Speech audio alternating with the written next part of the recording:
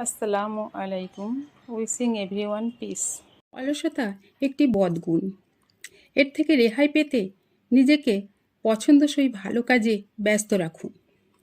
পরিশ্রম করুন, জীবনে সফল হবেন, সুখের সন্ধান পাবেন, আত্মনির্ভরশীল হতে শিখুন। কাউকে ভুলেও কখনো অভিশাপ দেবেন না, সময় সেটা আপনাকেই উপহার দেবে। নিজেকে অসহায় লাগলে ঈশ্বরের কাছে প্রার্থনা করুন, সাহায্য চান, অতি দ্রুত ফল পাবেন। অনেকে আপনার চোখে অপরাধী, পরকালের আদালতে পাঠিয়ে দিন, সেখানে ঈশ্বর স্বয়ং বিচারক।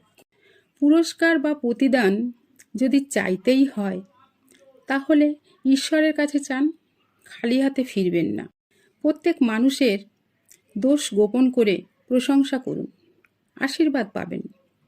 দান করুন, তাতেও আশীর্বাদ পাবেন। আপনার যা আছে তাতে খুশি হয়ে সন্তুষ্ট থাকতে পারলেই আপনি বিশ্বের সবচেয়ে সুখী মানুষ। প্রজাপতিকে লক্ষ্য করুন, বাগানে, বনে, বাদারে, পাহাড়ে ফুলের খোঁজে উড়ে বেড়ায়। তার লক্ষ্য স্থির। নিজের লক্ষ্য স্থির করতে শিখুন।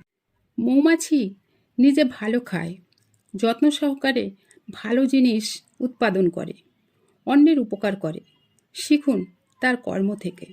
ক্ষুদ্র পিপীলিকাকে খেয়াল করুন, যদি তার মতো পরিশ্রম করে ধৈর্য অধ্যবসায় অর্জন করতে পারেন, জীবন বদলে যাবে। বিতর্ক একটি পাওয়ারফুল শব্দ। সুখ, শান্তি, স্বস্তি, সময়, সম্মান নষ্ট করে, শারীরিক ও মানসিক চাপ সৃষ্টি করে।